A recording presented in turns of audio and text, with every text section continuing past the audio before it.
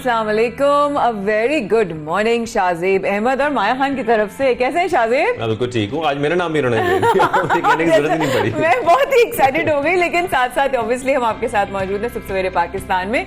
लेकिन शाहजेब, इस तरह हम रोज बारिश के बारे में बात कर रहे थे और अब हम बढ़ रहे हैं सुबहनामे की तरफ, तो मुझे एक सवाल करना था।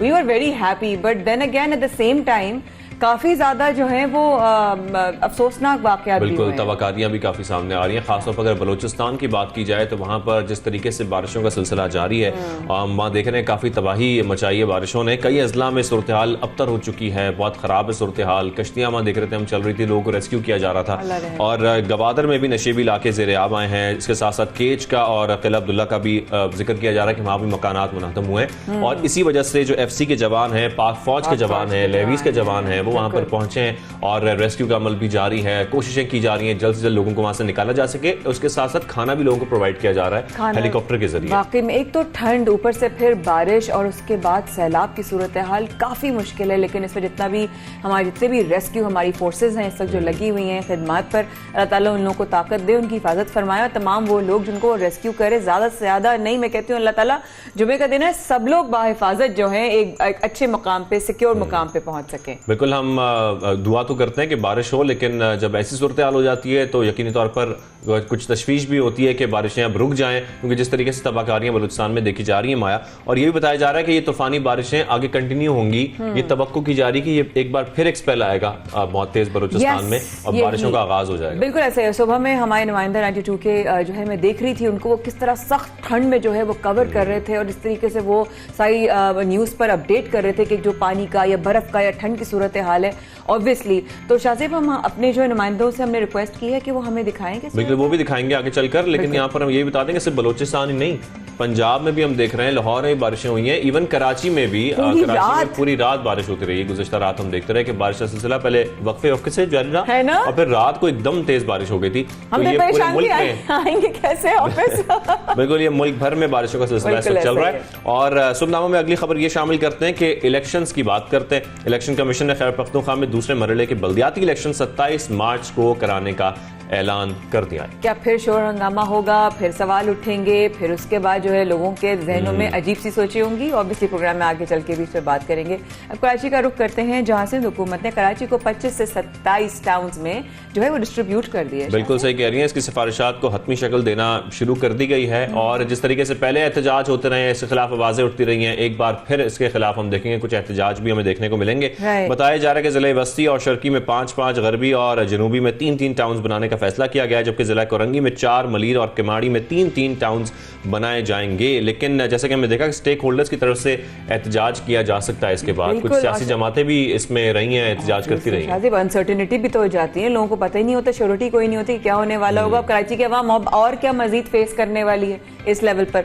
तो अब कुछ बात करते हैं तिजारती खसारे की भी। बिल्कुल, इनफ्लो एंड आउटफ्लो में बहुत बड़ा जंप आया हुआ। बिल्कुल सही कह रही हैं आप। इदारा शुमारियात ने ताज़ा तरीन तिजारती आदाद शुमार जारी किए हैं और उसके मुताबिक अगर बात करें तो 65.94% इसमें इजाफा हुआ है दरामदात में। और दरामदात का जो हजम है वो 40 अरब 58 करोड़ डॉलर रहा, जबकि बरामदात 15 अरब 10 करोड़ 20 लाख डॉलर रही। यानी कि तिजारती खसारा तकरीबन 25 अरब डॉलर्स का हो चुका है, 25 अरब 47 करोड़ का। तो तिजारती खसारा हमारा बढ़ता जा रहा है और हमें बहुत जल्द इस पर, जैसे कि वज़ीर-ए-आज़म पाकिस्तान इमरान खान भी जिक्र करते हैं कि हमें एक्सपोर्ट्स बढ़ाने की जरूरत है और जब तक एक्सपोर्ट्स नहीं बढ़ेंगी ये तिजारती खसारा कम नहीं होगा। इसके साथ ही हम प्रोग्राम का आगाज करते हैं, पहले सेगमेंट की तरफ चलते हैं क्योंकि जिक्र हो रहा है मौसम का, स्नोफॉल का, बर्फबारी, बारिशें, हर तरफ यही इस वक्त मुल्क भर में देखा जा रहा है, बल्कि दुनिया भर में यही देखा जा रहा है। ऐसा ही है, पाकिस्तान में बारिशों का सिलसिला जारी है। तो जैसे कि हम देख रहे हैं कि मुख्तलिफ जो बलाई इलाके हैं हमारे नदर्न एरियाज हैं, वहां पर सफेद चादर ओढ़ ली है तमाम इलाकों ने, बर्फबारी का सिलसिला जारी है। इवन पंजाब में बारिशें चल रही हैं, बलूचिस्तान में तो खैर जो है वो सैलाबी सूरत हाल बन गई बारिशों की वजह से। इवन सिंध में भी, कराची में बहुत बारिशें चल रही हैं। बिल्कुल बारिश चल रही है, लेकिन सबसे अच्छी बात जो देखने में आई शाहजेब और कमेंडेबल है, क्योंकि देखिए जब कुछ बुरा होता है तो हम शोर मचाते हैं, जब कुछ अच्छा होता है तब हम क्यों नहीं सराहते। क्योंकि वाकई में कराची में बारिशों में जिस तरह हम रास्ते से आए अल्हम्दुलिल्लाह पानी कहीं भी खड़ा हुआ नहीं था, लेकिन इसका मतलब ये नहीं कि दीगर इलाकों में पाकिस्तान की मुश्किलात नहीं है, बिल्कुल मुश्किलात हैं, रास्ते बंद हुए हुए हैं, इंटरनेट जो है वो अफेक्ट हो रहा है, टेलीकम्युनिकेशन बहुत अफेक्ट हो रहा है, लोग रास्तों में फंसे हुए हैं बर्फ के जो है वो जमा होने की वजह से। तो बर्फबारी और सर्दी जो है वो काफी बढ़ गई है। और इसी के साथ साथ जैसे कि ये तमाम परेशानियां तो हमने आपको बताई, लेकिन जो सयाह हैं वो तो आपको पता है बाज नहीं आते, वो तो फिर भी पहुंचते हैं तमाम उन इलाकों में जहां बर्फबारी चल रही होती है, एंजॉय करने के लिए फैमिलीज के साथ, दोस्तों के साथ। तो यही तमाम सूरत-ए-हाल जानने के लिए हमारे नुमाइंदगान 92 न्यूज़ के हमारे साथ मौजूद हैं। उनसे हम जानते हैं। गिलगित से महराज आलम है, एस्तोर से लुत्फुल्लाह हैं, मरी से सुधीर अब्बासी हैं, वादी कलाम से हयात मोहम्मद हैं, जो आपको अपडेट करेंगे तमाम इन इलाकों के बारे में। वक्फे से बर्फबारी का सिलसिला जो है वो आज भी जारी है। इस वक्त सर्दी की शिद्दत में बेइजाफा हो चुका है, लेकिन सियाहों की एक बड़ी तादाद जो है वो इस मौसम को भरपूर तरीके से इंजॉय कर रही हैं। आप तो चलो कि इस वक्त मरी की तमाम शाहराहों पर गाड़ियों की लंबी लाइनें हैं।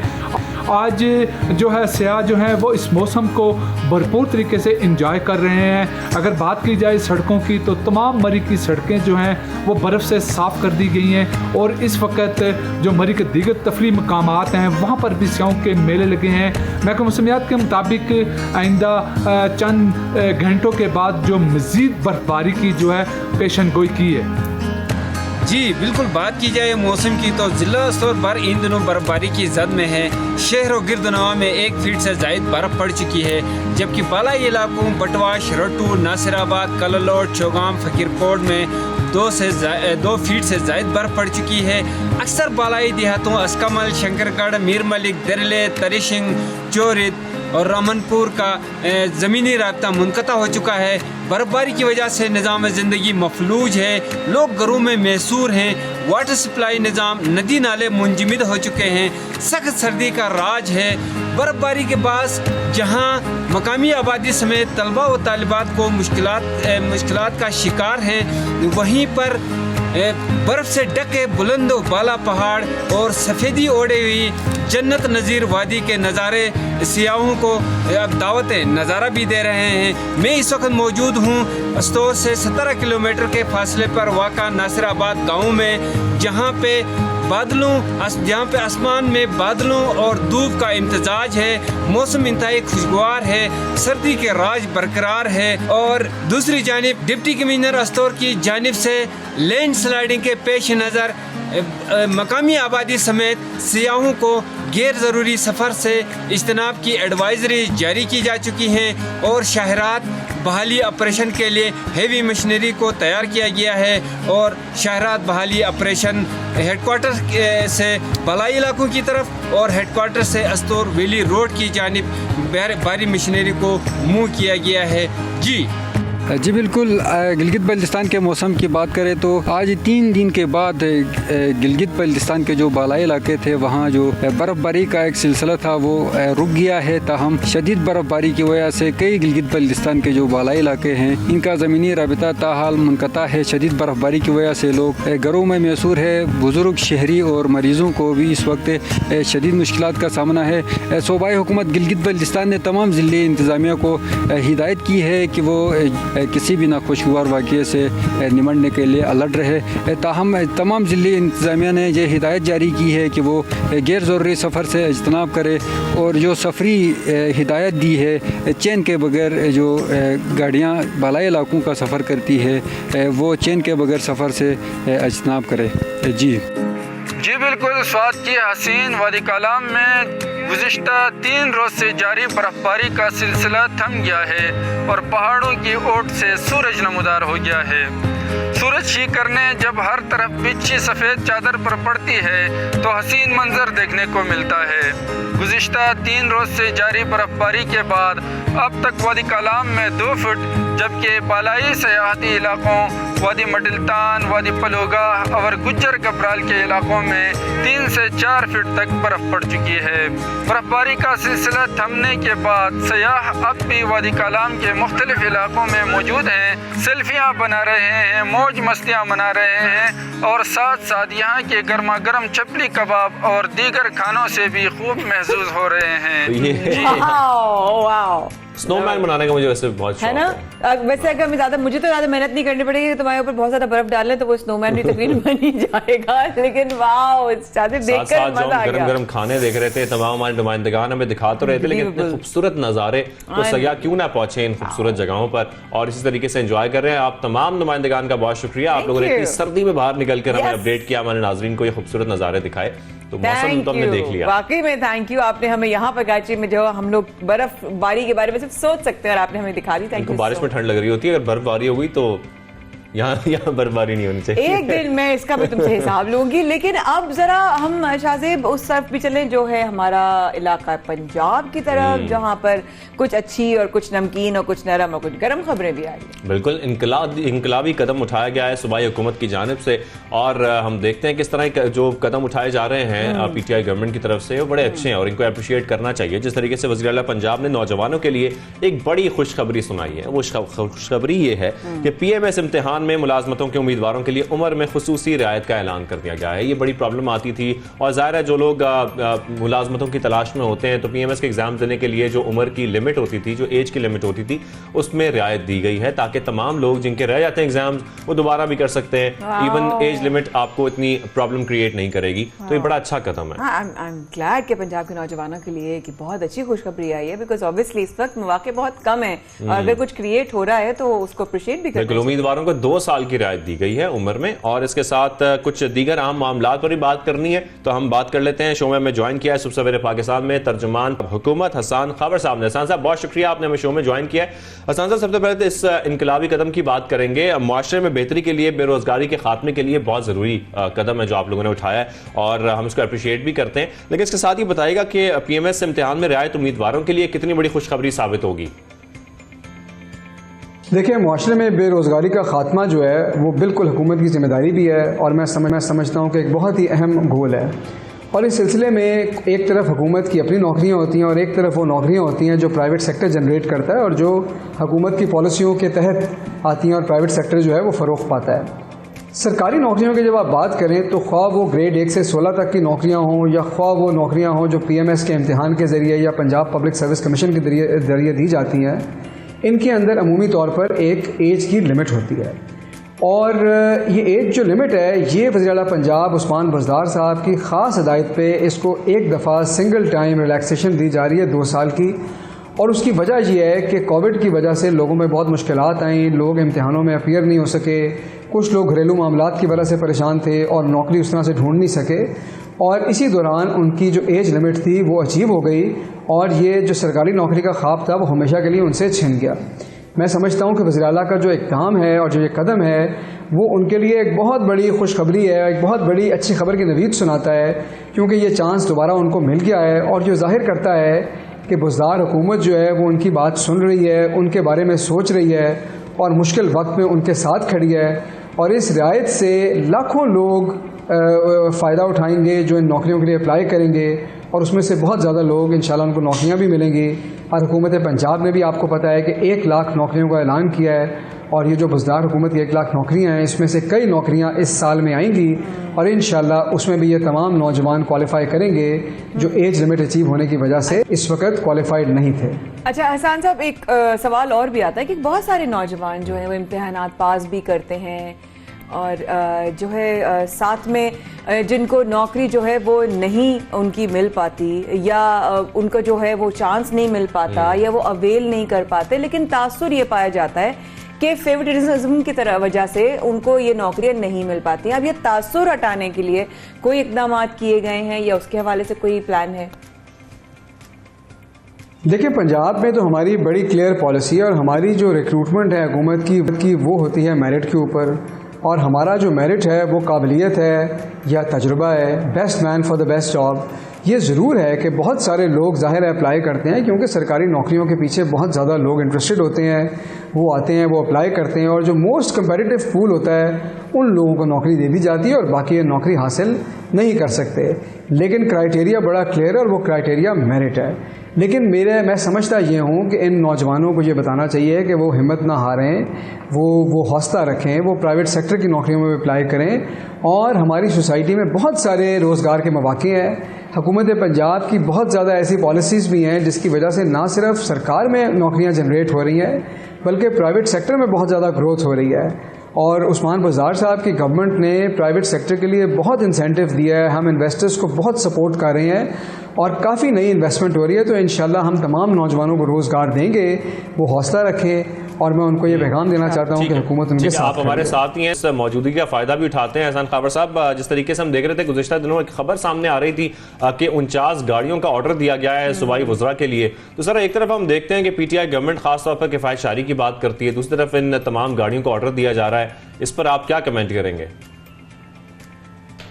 देखिए, कफ़ायत शारी से कोई इनकार नहीं है। कफ़ायत शारी इमरान खान साहब का विजन है और बुज़दार हुकूमत का मिशन है और इससे किसी को इनकार नहीं है। ये जो गाड़ियों वाली खबर है ना, ये बार बार निकलती है, ये एक ही खबर है। ये अगर मैं आपको सच बताऊं तो ये मेरे भी इस ओहदे पे आने से पहले की खबर है। काबीना ने इसकी मंजूरी दी थी और उसकी वजह ये थी कि हमारा जो ट्रांसपोर्ट विंग है वो इस ज़रूरत का तयन करता है कि जो पुरानी गाड़ियाँ हैं उन पर मुरम्मत का क्या ख़र्चा है, नई गाड़ियाँ ख़रीदने का क्या ख़र्चा है और क्या ऑप्शन गवर्नमेंट के लिए बेस्ट है और कम से कम खर्चे का बायस बनेगी। हमारी हुकूमत ने आकर कोई नई गाड़ी नहीं खरीदी और अब जो गाड़ियां हुकूमत के ज़ेरे इस्तेमाल हैं उनमें से बहुत ज़्यादा पुरानी है और ये सरकार का एक तरीक़ाकार है कि मरहलों में ये गाड़ियां रिप्लेस होती हैं और कुछ गाड़ियां जो हैं उनको डिस्पोज ऑफ कर दिया जाता है। तो इस प्रोसेस का पार्ट है और कोई ऐसी नई अप्रूवल नहीं दी गई। लेकिन जिस खबर की आप बात कर रहे हैं ये 5-6 महीने पहले की अप्रूवल थी और ये एक रूटीन जो हमारी परचेज है ट्रांसपोर्ट विंग के सिफारिशात के तहत। एहसान खाबर साहब, इस बात का जवाब ज़रूर दीजिएगा कि पंजाब में ओमिक्रॉन फैल रहा है और ऑब्वियसली कुछ डॉक्टर्स में भी इसकी जो है तस्दीक हुई है और एनसीओसी ने भी जो है वो शिद्दत का जो है वो बहुत ज़्यादा इस वक्त डर का जाहिर किया है कि अब क्या अब सिचुएशन बहुत वर्स होने वाली है। तो इस हवाले से कोई पाबंदियाँ सख्त करने का या कोई इम्प्लीमेंटेशन या कोई SOPs या कुछ और जो है वो इकदाम लेने का प्लान है? देखिए, तमाम ऑप्शंस पर गौर होगा लेकिन अभी ऐसा कोई लॉकडाउन का जो वो मंसूबा या तजवीज़ जो है वो ज़ेरे गौर नहीं है। ओमिक्रॉन बिल्कुल फैल रहा है और हमें शहरियों की जो सेहत है वो बहुत अजीज़ है, लेकिन इसीलिए हमने अपनी जो वैक्सीनेशन की स्पीड है वो बहुत तेज़ की है। इस वक्त सूबे में 70% लोग जो हैं वो 1 या 2 डोजेज़ उनको वैक्सीन की मिल चुकी हुई हैं। हमारी शहरियों से ये गुजारिश भी है कि वो सोशल डिस्टेंसिंग का ख्याल करें, वो मास्क यूज़ करें और अपना ख्याल करें और इस सिलसिले में जो हमारी टेस्टिंग है उसमें भी बहुत ज़्यादा अहमियत दी जा रही है, उस पर भी फोकस किया जा रहा है। तो इंशाल्लाह हम इस क्राइसिस पे उसी तरह काबू पाएंगे जैसे हमने पहले पाया था और इस सिलसिले में अगर कोई नया जो तजवीज़ है कोई नई वो अप्रूव हुई तो वो हम बिल्कुल आवाम के सामने लाएंगे। ठीक है, तर्जुमान पंजाब हुकूमत एहसान खाबर साहब हमारे साथ मौजूद है। तफसीली बात करते हैं तमाम अहम मामलात पर, लेकिन यहाँ पर ब्रेक पर जाना बहुत ज़रूरी है, बहुत ज़रूरी है। अभी आते हैं, हमारे साथ रहेगा सुबह सवेरे पाकिस्तान में शाहजेब और माया कर रहे हैं आपका इंतजार। We will be right back.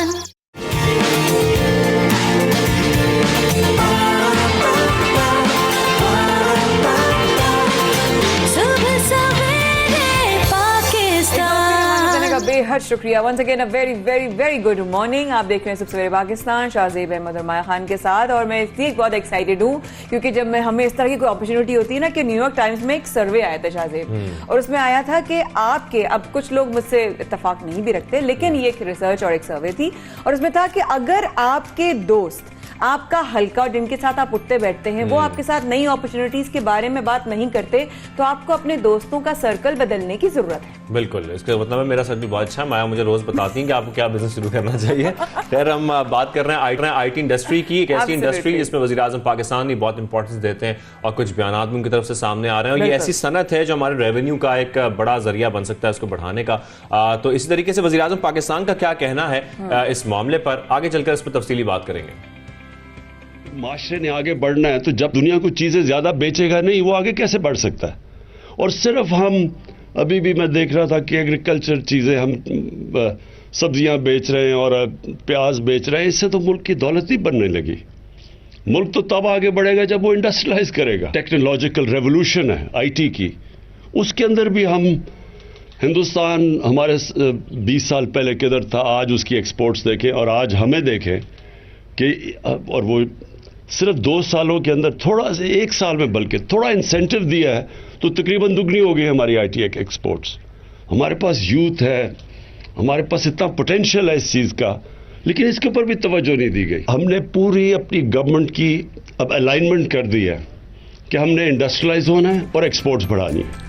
बहुत अमेजिंग शाहज़े, बहुत अमेजिंग पीएम इमरान खान का जो है ये बात है कि वाकई में हम कब तक इस तरह करके जो है बिल्कुल टेक्नोलॉजिकल जो रेवोल्यूशन है इसकी वज़ीर आज़म पाकिस्तान बार बार बात करते हैं और इस पर ध्यान देना बहुत जरूरी है, क्योंकि बहुत सारे मसाइल हैं जो फ्रीलांसर्स का जो है वो सामना कर रहे हैं और वो मसाइल हल करना बहुत जरूरी है ताकि सही तरीके से जो हमारी फ्रीलांस कह लें कि इंडस्ट्री है या IT की इंडस्ट्री है उसको एक तरह से प्रमोशन मिल सके, वो आगे बढ़ सके, उसमें रुकावटें ना आए, लोग परेशान ना हो। इंटरनेट की सहूलियात भी कम मिलती हैं, इंटरनेट स्पीड कहीं स्लो होती है, कहीं बैंक में पैसे ट्रांसफर करना बहुत मुश्किल होते हैं, अकाउंट्स बनाना बहुत मुश्किल होते हैं। ये तमाम मुश्किलात का सामना करना पड़ता है उन तमाम लोगों को जो IT इंडस्ट्री में इस वक्त काम कर रहे हैं पाकिस्तान में। तो इसमें इसका हल क्या है, किस तरीके से हमें अपनी जो इकोनॉमी है उसमें बहुत बड़ा शेयर बन सकता है IT इंडस्ट्री का, उसको बेहतर करने के लिए क्या हमें करना चाहिए, ये तमाम मसाइल पर बात करना बहुत जरूरी है। आज हम इसी सेगमेंट में बात करेंगे इन्हीं तमाम मसाइल पर और हमें ज्वाइन किया है वज़ीर आज़म की इंफॉर्मेशन टेक्नोलॉजी टास्क फोर्स के रुकन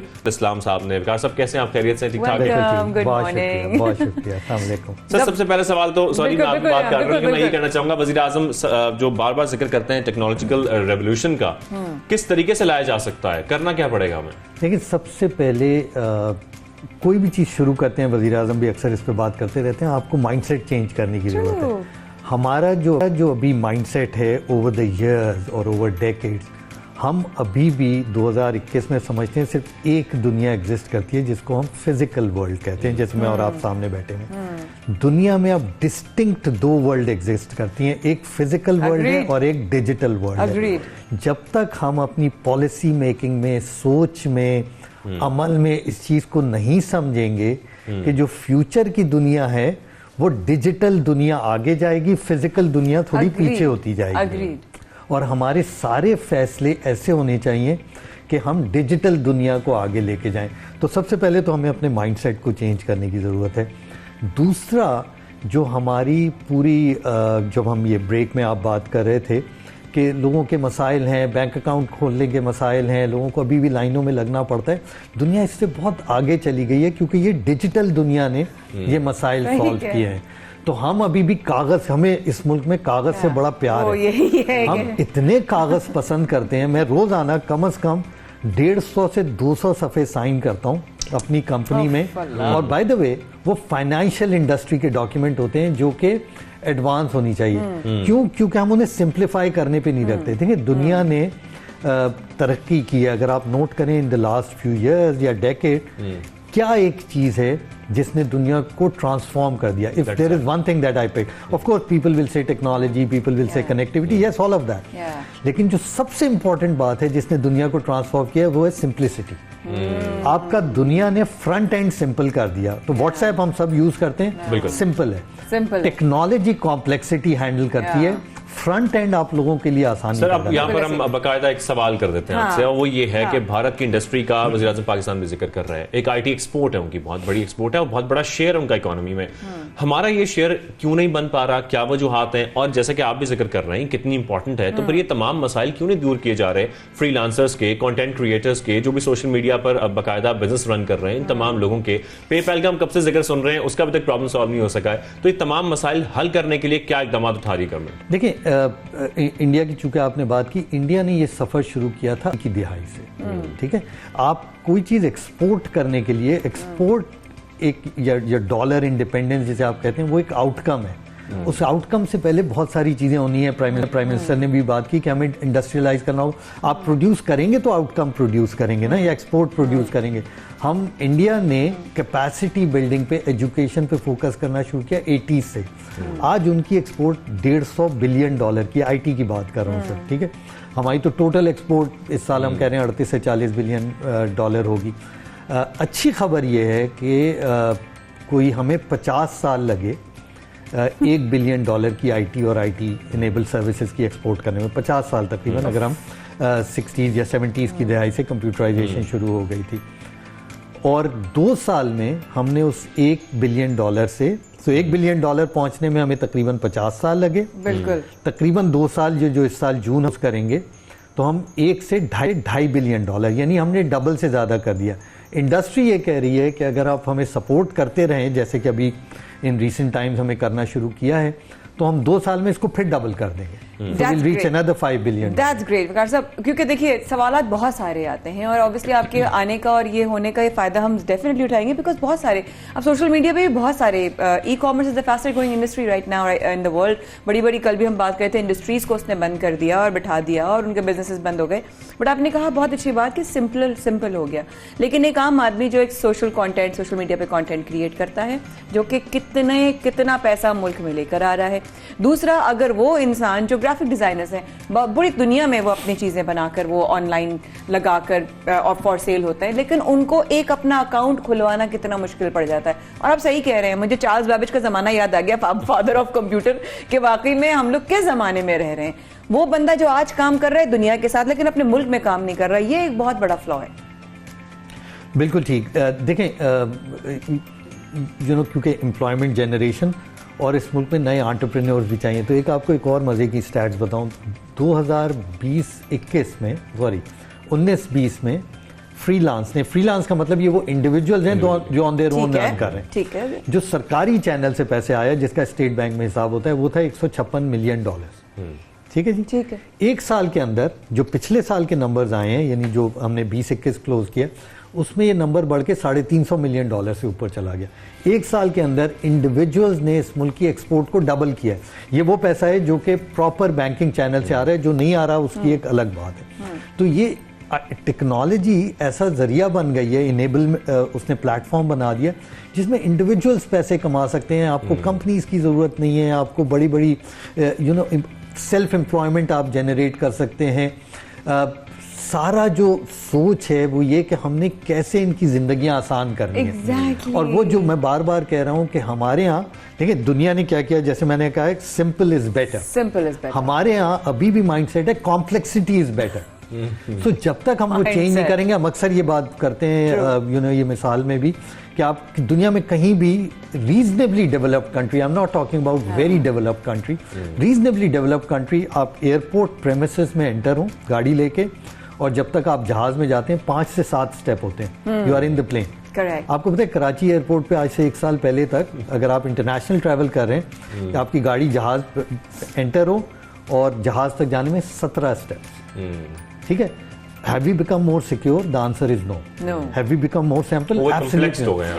Complexity leads to corruption. Complexity leads to inefficiency. अच्छा, टेक्नोलॉजी आपको सिंप्लिसिटी की तरफ लेके जाती है। सही बात है, सारी बिल्कुल ठीक है, लेकिन जो मैं सिर्फ इस तरफ इसलिए आना चाह रहा हूँ कि मैं चाह रहा हूँ कि आज जितने भी नौजवान हमें सुन रहे हैं वो इस बात को समझ सकें। साइबर सिक्योरिटी के प्रॉब्लम्स, इंटरनेट लो स्पीड जो है उसके प्रॉब्लम्स, इवन चलें शहरों में हम कह लेते हैं कि स्पीड बेहतर आ जाती है, लेकिन जो देहाती इलाके हैं वहां पर जो काम करना चाहते हैं, फ्रीलांसिंग करना चाहते हैं, उनको इंटरनेट वो इस काबिल नहीं बना पाता कि वो कोई काम कर सकें। साइबर सिक्योरिटी के बहुत इश्यूज हैं। ये तमाम इश्यूज रिजॉल्व करने के लिए कम उम्र जो अफराद हैं, जैसे कि बच्चे आजकल 18 साल से कम उम्र के, वो भी बहुत ज्यादा पैसे बना रहे हैं। इन सबके ये बुनियादी मसाइल हल करने के लिए गवर्नमेंट कोई स्टेप्स ले रही है बाकायदा तौर पर कि ये हल किए जाएं जल्द से जल्द? कुछ चीजें तो हुई हैं, जैसे अभी एक राइट ऑफ वे पॉलिसी बहुत अरसे के बाद हम चीखते रहे थे, अब फाइनली अप्रूव हुई है, आई होप उसकी इम्प्लीमेंटेशन होगी। फाइबराइजेशन हमें करनी है इस दुनिया में। लोगों को ये समझना चाहिए कि सिक्योरिटी बहुत ज़रूरी है ज़ाहिर है मुल्क के लिए, लेकिन उसके और तरीके ढूंढे उसको हैंडल करने के। लोगों को एक्सेस रोक के आप सिक्योरिटी नहीं बना सकते आज के दौर में। Again goes back to what I said कि हम फिजिकल माइंडसेट से हमें निकलना पड़ेगा। अविकार साहब, क्या हमें लगता है कि इस साल पेपैल का कोई, बहुत अच्छे से दुआ कर रहे हैं कि कोई रास्ता बने कि इस तरह से लोग पैसे अपने कमा भी सकें और पाकिस्तान ग्रो। बेसिकली किसी भी कौम की ग्रोथ के लिए एक फाइनेंस जो है ना, उसका इकोनॉमी ग्रो होना बहुत जरूरी है। So what about PayPal? देखिए पेपैल पे काफ़ी बातें हो रही हैं, आई एम श्योर हुकूमत कोशिश कर रही होगी लाने के लिए, लेकिन अगर नहीं है तो अब हमारे पास चॉइस क्या है? एक चॉइस ये कि हम उन्हीं का इंतजार करते रहें या we start building our own rails, our own system, किसी और को ऑल्टरनेट लेके आए। तो अभी जो स्टेट बैंक ने इनिशिएटिव शुरू किया रास्त का, मेरा ये ख्याल है कि उसकी बैक पे चीज़ें बेहतर होना शुरू होंगी और प्लेटफॉर्म्स बनने शुरू होंगे। क्या पेपैल का वो ऑल्टरनेट 100% हो सकते हैं? नहीं हो सकते, लेकिन जीरो से कुछ तो बेहतर है। तो मेरा नहीं ख्याल है कि हमें सिर्फ पेपैल पे रोक Focus होना चाहिए। के, और अगर वो नहीं आ रहे तो हम कहें हम कुछ नहीं कर सकते। There are alternates which can be developed, और हमें उस तरफ भी सोचना सर चाहिए। आखिरी में इस पे कमेंट कर दीजिएगा कि इंटरनेट पर टैक्स के हवाले से जो इजाफा किया गया है, हम एक तरफ आसानियों की बात कर रहे हैं, ये मुश्किल पैदा कर दी जाएगी, तो किस तरीके से मामला था? देखिए मैं एक स्टूडेंट हूँ मैनेजमेंट का और स्ट्रैटेजी, हम भी एज अ स्टूडेंट समझना चाह रहे हैं इल्म के ताले में। तो जब आप स्ट्रैटेजीज बनाते हैं ना मैनेजमेंट में या लीडरशिप में, तो अब स्ट्रैटेजी नाम है चॉइसेस लेने का। तो जिसका मतलब होता है कि आप कहते हैं मैंने ये चूज किया है, इसको मैंने प्रमोट करना है, फोकस करना है, इंसेंटिवाइज करना है, दूसरी चीज को या मैंने डीप्रायोरिटाइज करना है या मैंने उसे इंसेंटिवाइज नहीं करना। अगर मैं ये बात करता हूँ कि टेक्नोलॉजी, कनेक्टिविटी, इसके बगैर गुजारा नहीं है, then it means I am making a strategic choice कि ये मेरा फोकस एरिया। ठीक बात है। अच्छा, अगर आपने ये फोकस कर लिया, अल्लाह का शुक्र है कि लोगों को ख्याल आ गया कि टेक्नोलॉजी भी कोई चीज़ है, तो यार खुदा का वास्ता फिर ये चीजें ना करें। सही कह रहे हैं, सही कह रहे हैं। You can not do this, because आप देखें एक पैसे जितने भी आएंगे वो एक अलग बात है, वो 17% बढ़ाने से वो एक अलग बहस है। कंप्यूटर पे 5% लगा दिया, यार या फैसला कर लो कि टेक्नोलॉजी को आगे लेके जाना है, या फैसला करो हमें से डिसइंसेंटिवाइज करना है।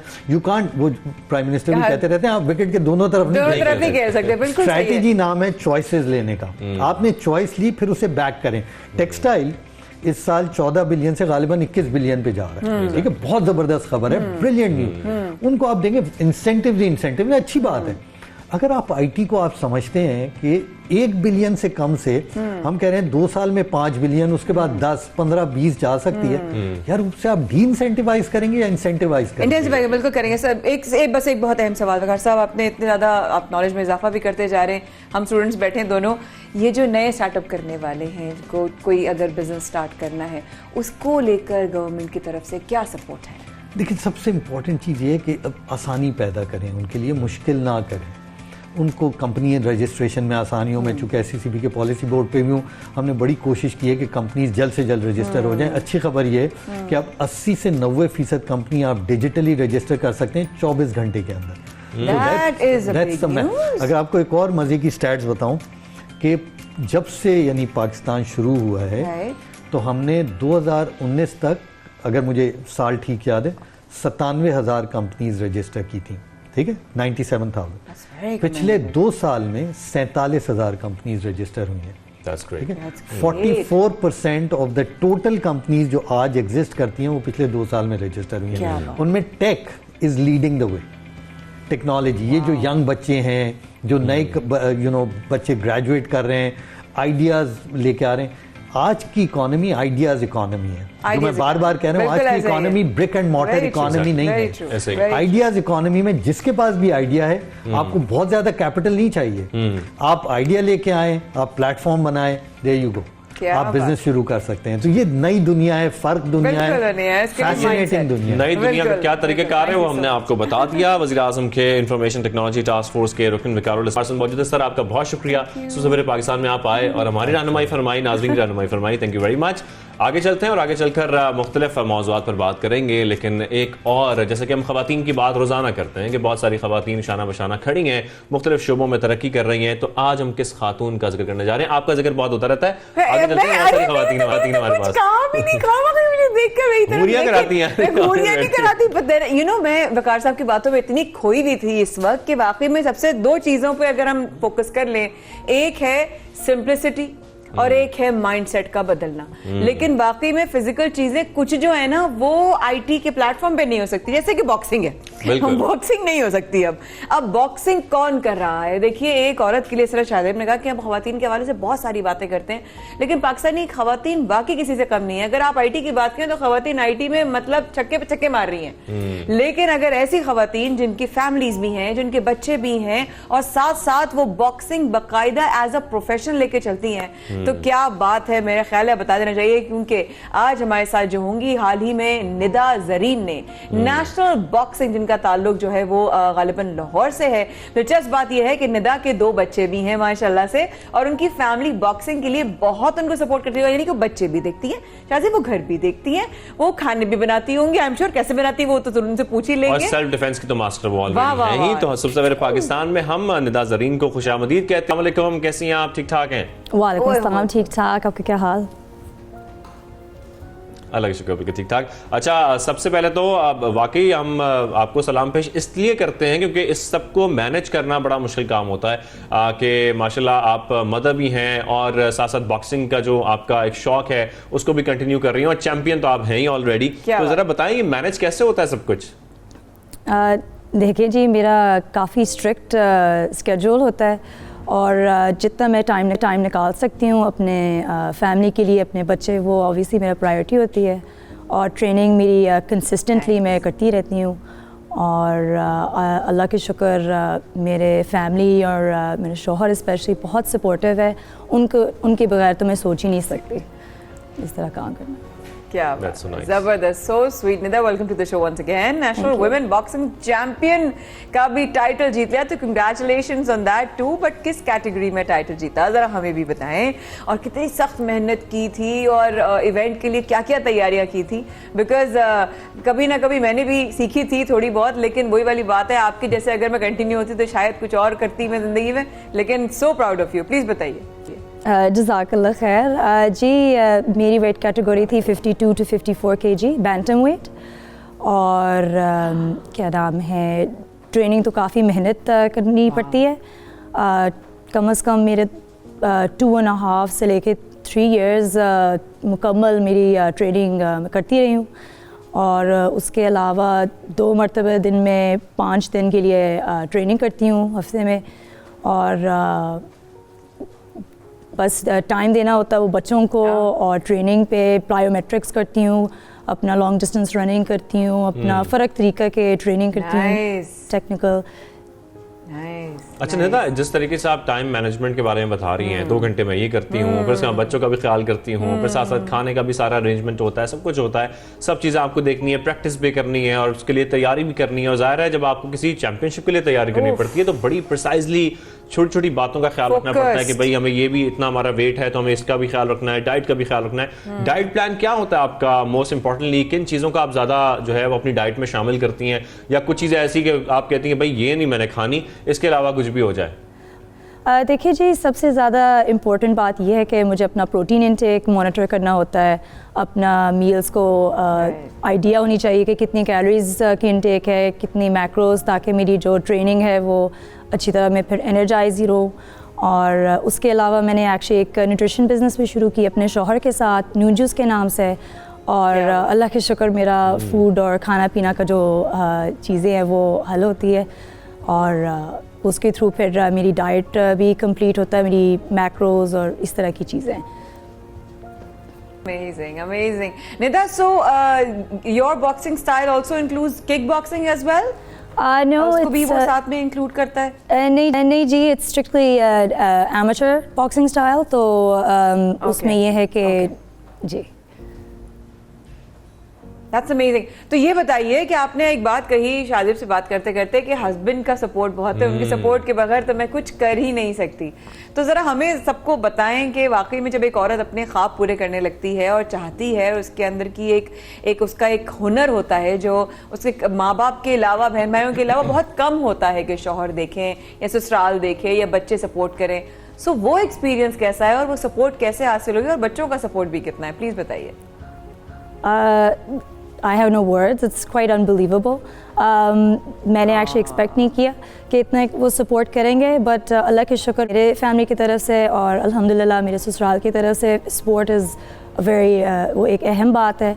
और मेरा फादर इन लॉ भी काउंटी क्रिकेट खेलता था और मेरा वालिद साहब जो है वो भी अपना कैप्टन था फुटबॉल टीम का, और अपने समझो कि बचपन से मैं स्पोर्ट्स और अपने आप को फिट और एक्टिव रखती हूँ, तो इट्स अ ग्रेट ब्लेसिंग। अच्छा, हस्बैंड डरते तो नहीं है? नहीं जी, बॉक्सिंग मेरे लिए जी एक स्पोर्ट्स डिसिप्लिन है और एक स्पोर्ट की तरह ही मैं प्रैक्टिस करती हूँ जी।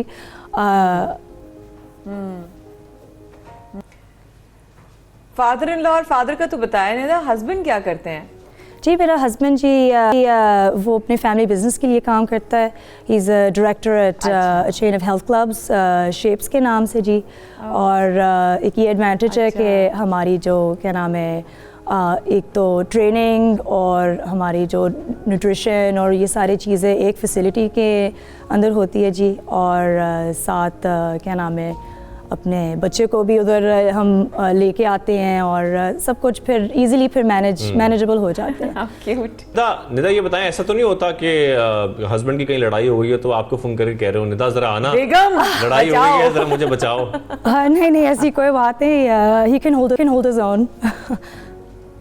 अच्छा ये बताएं, अब यहाँ पर जैसा कि हमने डाइट का भी आपका प्लान पूछा, आपका रूटीन भी पूरा पूछा, लेकिन साथ साथ ये बड़ा मुश्किल होता है सब कुछ मैनेज करना, और जैसा कि आप बता रही हैं ऐसे में फैमिली सपोर्ट करती है तभी ये सब कुछ मुमकिन हो पाता है। लेकिन आपका ये बचपन से शौक था बॉक्सिंग में आना, या फिर आप जब आगे बढ़ी और जब अपनी तालीम भी मुकम्मल कर ली, या कह लें कि आगे आप बढ़ती गई तो आपने देखा कि वालिद साहब भी करते रहे हैं और सब एथलेटिक्स में रहे हैं या स्पोर्ट्समैन रहे हैं, तो उसके बाद आपको शौक पैदा हुआ, या बचपन से था कि नहीं मैंने आगे चल के बॉक्सिंग ही करनी है? वो पूछ रहे हैं बचपन से लड़ाका थी आप? आई सपोज एक तरह के आप कह सकते हो कि मैं थोड़ी सी हूँ रिबेलियस और लड़ाकी उस लिहाज से, मगर स्पोर्ट्स तो मैं हर तरह के स्पोर्ट्स एक्सपेरिमेंट मतलब मैं कर चुकी हूँ, फुटबॉल से लेके वॉलीबॉल से लेके स्विमिंग से लेके, तो मुझे हर स्पोर्ट में शौक मतलब है। मगर जैसे यूनिवर्सिटी शुरू की थी और बॉक्सिंग से मेरी पहले मतलब एक्सपीरियंस रहा, तो मुझे बहुत अच्छा लगा और मेरे कोचेज़ ने मुझे बहुत ही इंकरेज किया, और फिर 4 साल मैं करती रही और अल्हम्दुलिल्लाह बड़ा अच्छा एक्सपीरियंस रहा उधर लंदन में भी। और 10 साल बाद में मैं सोच ही नहीं सकती थी कि मुझे एक और मौका मिलेगा बॉक्सिंग करना दोबारा, और मैंने फिर अल्लाह के नाम लेके और अल्लाह ने मुझे बहुत इज़्ज़त दिया कि मैं वो कंपटीशन जीत भी गई हूँ और चैम्पियन बन गई हूँ। और माशाल्लाह अभी तो बहुत सारे चैंपियनशिप जीतनी है भाई निदा। ये बताइए कि इंशाल्लाह ये बताइए कि मतलब कभी बचपन में आपने कहा रेबेलियस थी, इधर देखने की जरूरत नहीं, तो वो आप बचपन से रेबेलियस थी, तो क्या मतलब कभी किसी की मतलब पिटाई शिटाई की? हाँ। नहीं ऐसी तो कोई बात नहीं, ऐसी कोई बात नहीं। रिबेलियस इन द सेंस कि मैं बहुत डिटर्मिन थी और फोकस थी कि मैं अपने भाइयों की तरह बराबर हूँ, और मेरे ख़्याल में से कि मैं एक एग्ज़ाम्पल सेट करना चाह रही हूँ बाकी ख़वातीन के लिए कि देखिए बच्चे और शादी के बाद इसके मतलब ये नहीं है कि आप कुछ अचीव नहीं कर सकते हैं, आप ज़रूर अचीव कर सकते हैं, आप अपने आप को फ़िट रख सकते हैं। I mean, पूरी दुनिया में वो अपने फ़ीमेल एथलीट्स में इन्वेस्ट करते हैं उतना जितना आप समझे कि अपने मेल एथलीट्स होते हैं। तो हम अपने ख़वातीन जो ना हम अपने प्रूव करना चाह रहे हैं कि हम मतलब इस सोसाइटी में हम कंट्रीब्यूट भी कर सकते हैं। प्रूव करना चाह रहे हैं, एब्सोल्युटली कुछ भी कर सकती हैं। अनिता, यहाँ पर एक सवाल है मेरा कि बहुत सारी जो खवातीन हैं, जो लड़कियां हैं, वो ज़्यादा जो है ना वो कंसर्न होती हैं इस बारे में कि हम अच्छी दिखें भी, और इस वजह से वो बॉक्सिंग को चूज़ नहीं करती, क्योंकि बॉक्सिंग जब आप कर रहे होते हैं तो अक्सर हम देखते हैं मुख्तलिफ बॉक्सर्स की नाक की हड्डी टूट जाती है, उनको इस बुरे तरीके से जो है वो बॉक्सिंग चल रही होती है, तो उसमें बड़ा खतरा भी होता है कि आपको ज़ाहिर है आपका चेहरा होता है जिसपे बहुत बिल्कुल ऐसा ही मुक्के चल रहे होते हैं, तो ये आपको कभी कंसर्न हुआ है कि आपने ये सोचा हो कि नहीं यार बॉक्सिंग मुझे फील्ड नहीं अपनानी चाहिए, इसमें जो है वो मेरी ब्यूटी खराब हो सकती है, या मैं कहना चाह रहे हैं कि आप मॉडलिंग में आना चाह रही हैं? नहीं, वो तो बात की बात है। पहले तो बताएं, बॉक्सिंग रिंग में जब आप उतरती हैं तो ये कोई खतरा महसूस करती हैं या कहती है नहीं कुछ भी हो जाए, मैंने अगले जो हराना है बस? अल्लाह के शुक्र मैं एक्चुअली डरती नहीं हूँ इंजरी से, और हर स्पोर्ट के साथ देखिए जी आपका रिस्क ऑफ इंजरी है, तो ये चीज़ जो है ना जो ख़वातीन को मैं ये कहना चाहूँगी कि जो भी स्पोर्ट्स डिसिप्लिन या जो भी कुछ आप करना चाहे, आपको रिस्क आपको पहले पता होना चाहिए। आपके जो बॉक्सिंग स्पेसिफिक अगर आप कहें तो आपकी मेडिकल प्रोफेशनल्स भी होते हैं रिंग साइड, और आप जब तक आपका एक फ़िटनेस और आपकी मुकम्मल स्ट्रेंथ एंड कंडीशनिंग और ये सारी एक्सपीरियंस आपका नहीं है, तो फिर आप मतलब अगर आप उस लेवल हद तक आपका फ़िटनेस नहीं है तो आप नहीं मतलब कम्पीट करना चाहिए। तो आपको रिस्क्स का मतलब पता होनी चाहिए, और मेरे ख़्याल से आपको जो है आपकी इतनी ट्रेनिंग और सही इस तरह का हो तो फिर आप प्रिपेयर्ड रहेंगे किसी चीज़ के लिए, उस रिस्क के लिए प्रिपेयर्ड रहते हैं। यस। वैसे कुछ मतलब बॉक्सिंग के अलावा भी निदा सोचा है कि कभी मैं एक्टिंग में या कभी मॉडलिंग में या कभी किसी और शोबे में आऊँ, या मतलब कभी शाजिब की आएँ आप कुट लगाएं? मतलब मैं बहुत सारे सवाल करना चाह रही हूँ, समझ लें। अच्छा, अभी तो मेरे ख्याल से अपने आप को फिट रखना, अपना फैमिली को मैं प्रायोरिटी देती हूँ अभी फ़िलहाल, और बॉक्सिंग में इंशाल्लाह कि अगर इंटरनेशनल लेवल पे मैं कम्पीट कर सूँगी तो दैट वुड बी मतलब एक बड़ी प्रिविलेज और ऑनर होगी मेरे लिए।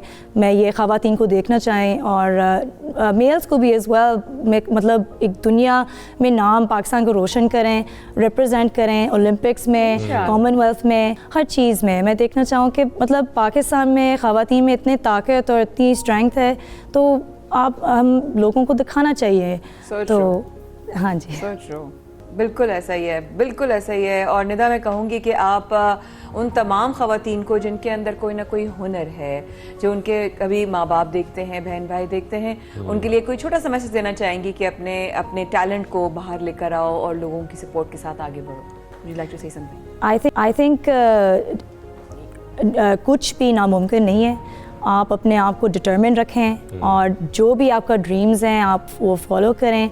ऑब्वियसली ये है कि अगर जैसे मैं शादीशुदा हूँ, ऑब्वियसली आपके प्रायोरिटीज़ होते हैं, आपका एक डेलिकेट एक बैलेंस होता है, आपको घर भी देखना होता है, बच्चों को भी देखना होता है, शौहर को भी देखना होता है।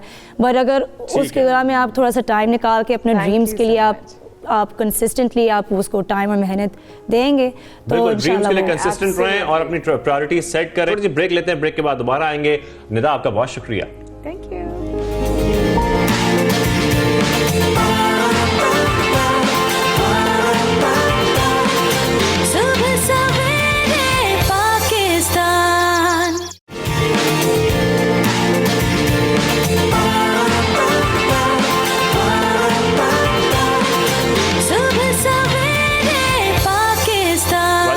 सुबह सवेरे पाकिस्तान में एक बार फिर आपको खुशामदीद कहेंगे और अब हम जिक्र करेंगे एयरलाइंस का। एयरलाइन वो भी खास तौर पर PIA, और जैसे कि हम देख रहे हैं कि हमने कुछ दिनों पहले भी अच्छी खबरें आप लोगों के साथ शेयर करते रहते हैं। ये खबर आई थी कि बैनुल-अक़वामी तंजीम ने PIA समेत तमाम मुल्की एयरलाइंस पर यूरोप, बरतानिया और अमेरिका के लिए आयद पाबंदियां जो हैं, गैर मुल्की जो परवाजें वो ख़त्म कर दी हैं और ये सब बहाल हो चुकी हैं। अब एक और खबर भी ये सामने आ रही है कि PIA ने 5 साल बाद ईरान के लिए परवाजों को बहाल कर दिया। वो भी हमने कवर किया था कि वो फ्लाइट जा रही थी और अवाम बहुत खुश थी क्योंकि 5 साल के बाद जो है वो फ्लाइट शुरू हुई।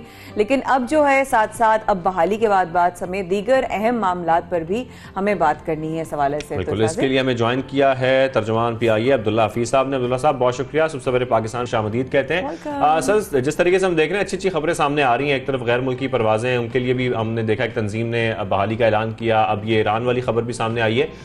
बड़ी अच्छी पेशरफ्त हो रही है PIA के लिए, खासतौर पर पाकिस्तान के लिए बड़ी अच्छी खबरें हैं ये। जी अल्हम्दुलिल्लाह, काफ़ी अरसे बाद बहुत अच्छी एक कंटिन्यूटी के साथ अच्छी तस्वीर जो है वो खबरें आनी शुरू हुई हैं और हम उम्मीद करते हैं एक बहुत बड़ा इम्पेडिमेंट था PIA के लिए, ख़ास तौर पे हमारा जो यूरोपियन और UK कोऑपरेशन जो है वो मुअत्तल था उन परमिशंस की वजह से जो कि रिवोक कर ली गई थी आज से कुछ 1.5 साल पहले। तो बड़ी अच्छी खबर है और हम उम्मीद करते हैं कि जो प्रेशर था PIA के ऊपर, ख़ासतौर पे PIA के रेवेन्यू के ऊपर कोविड की वजह से, इस बैन की वजह से, उसका असर जो है वो कम होना शुरू हुआ है और जो हमारा पूरा रिफॉर्म्स प्रोसेस था दैट कैन गेट बैक, वो दोबारा अपने रास्ते की पर चल पड़ेगा।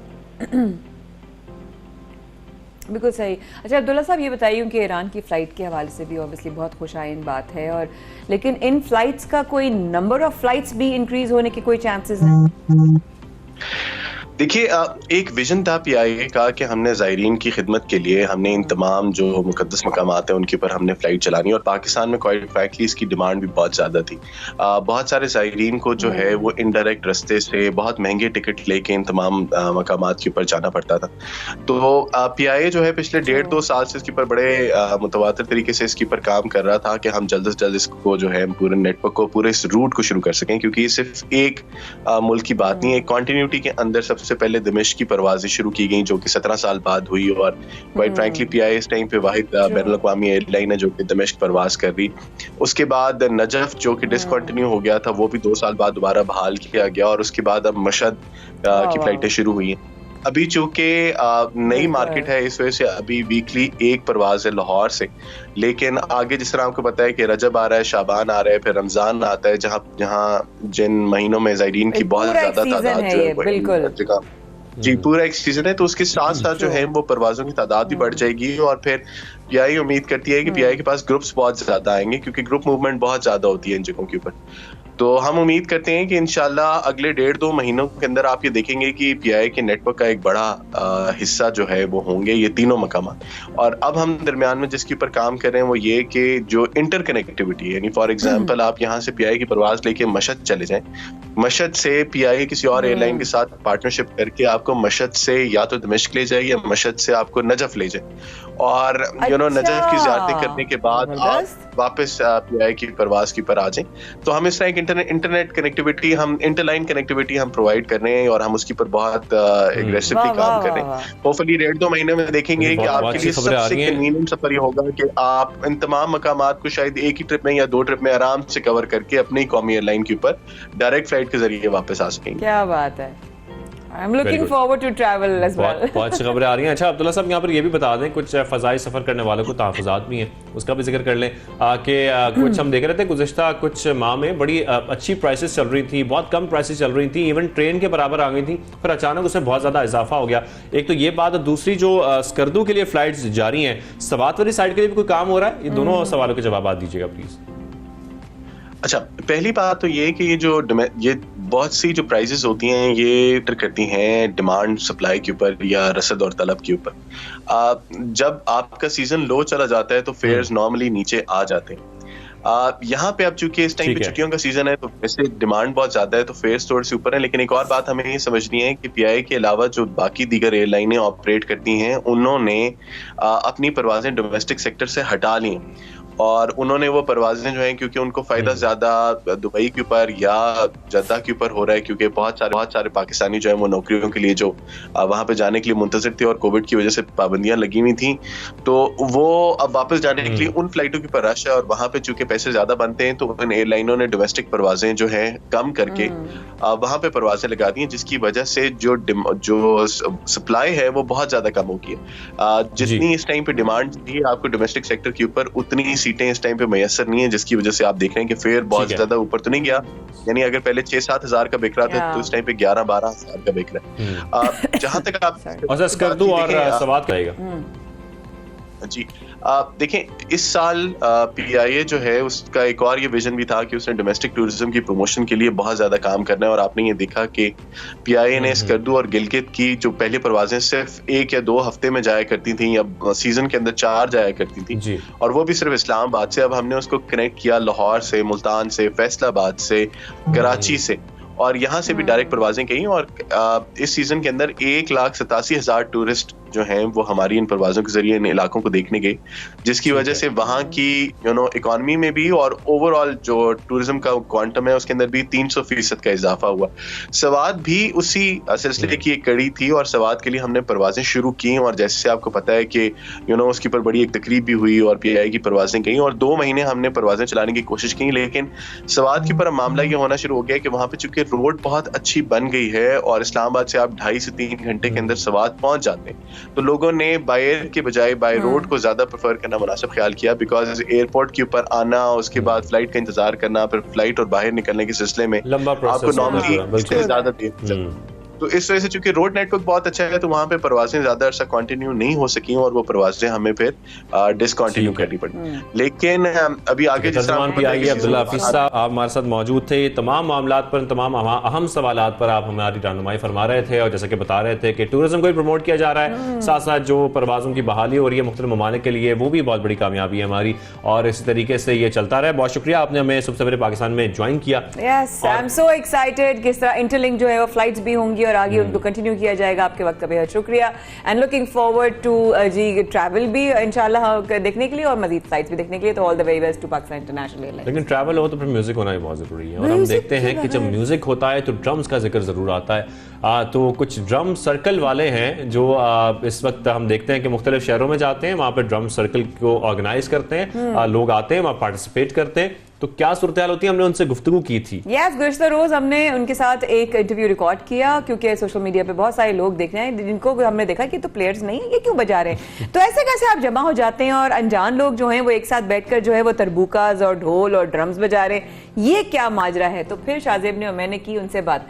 दिखाते हैं आपको। तो लाहौर का ड्रम सर्कल बहुत मशहूर होता जा रहा है। 7 साल कबल ये ड्रम सर्कल शुरू किया गया था और आपको ड्रम बजाना आए या ना आए, आप इसे पार्टिसिपेट कर सकते हैं और इस मौसीकी का मजा ले सकते हैं।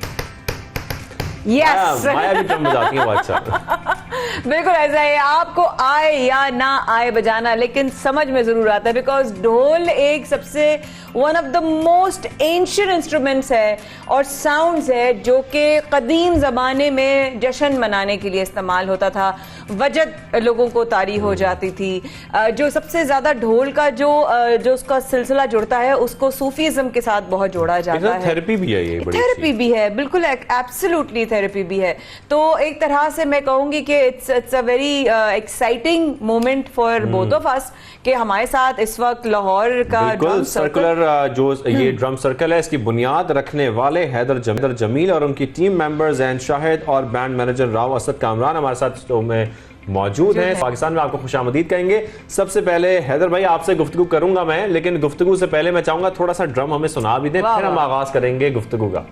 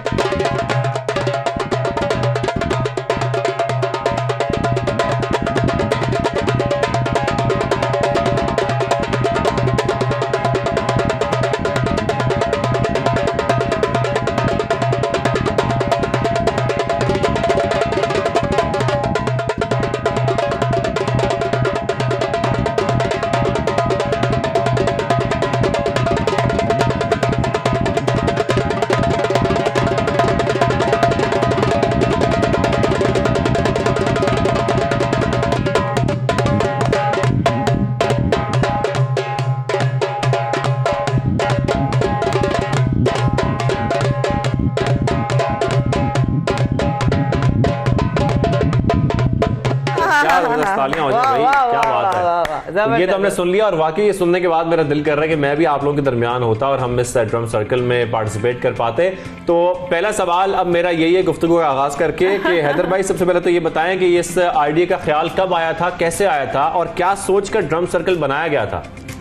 अच्छा, बेसिकली ड्रम सर्कल जो है ये तो पूरी दुनिया में होते हैं, ठीक है। पाकिस्तान में you are one of the very first जिन्होंने ड्रम सर्कल्स को शुरू किया और ये हम काफ़ी सालों से कह रहे हैं। और ड्रम सर्कल का बेसिक जो मकसद है वो ये है कि सबको एक ग्रूव में लेके आएँ, एक हारमोनी में लेके आएँ, and we make people sit in a circle. और हम चाहते हैं कि वो उस ड्रम्स के थ्रू वो पॉजिटिविटी एब्जॉर्व करें, ठीक है। ये काफ़ी थेरेप्यूटिक होते हैं और ये काफ़ी फ़न भी होते हैं। हाँ, that's so nice, so nice.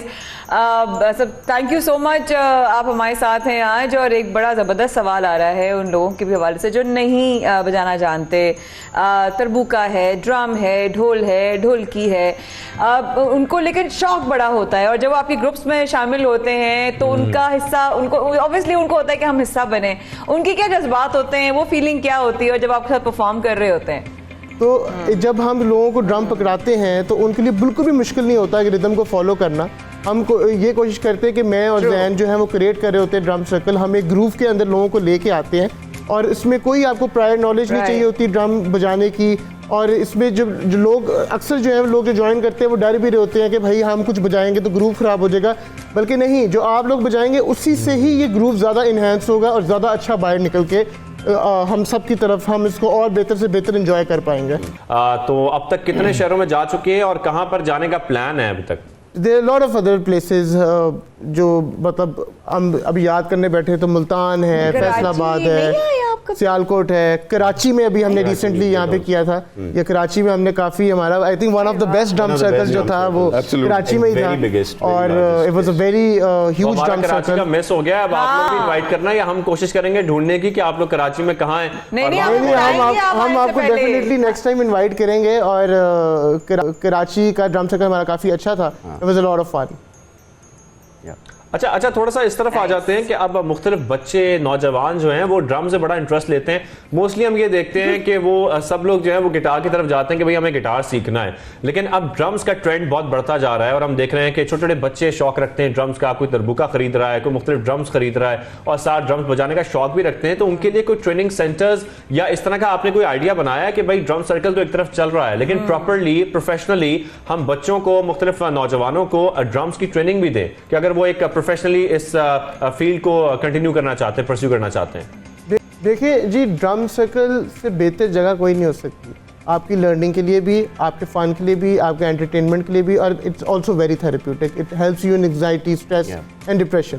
Drum circle में अगर आप रेगुलर हो जाए तो आई थिंक कि आप 2-3 सेशन अटेंड करेंगे कि आप मुझे आके कह रहे होंगे कि भाई ये इस तरह बजाना है, ठीक है।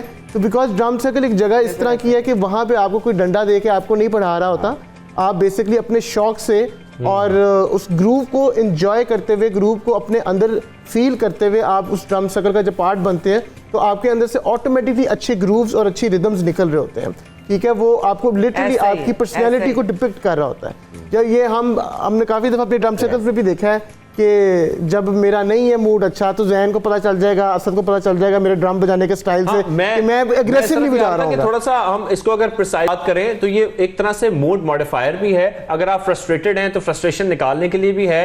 क्या बेहतरी आती है आपकी पर्सनालिटी में या आपके मूड में जब आप ड्रम्स प्ले कर रहे होते हैं? हाय हाय हाय, क्या सवाल कर लिया शादिब।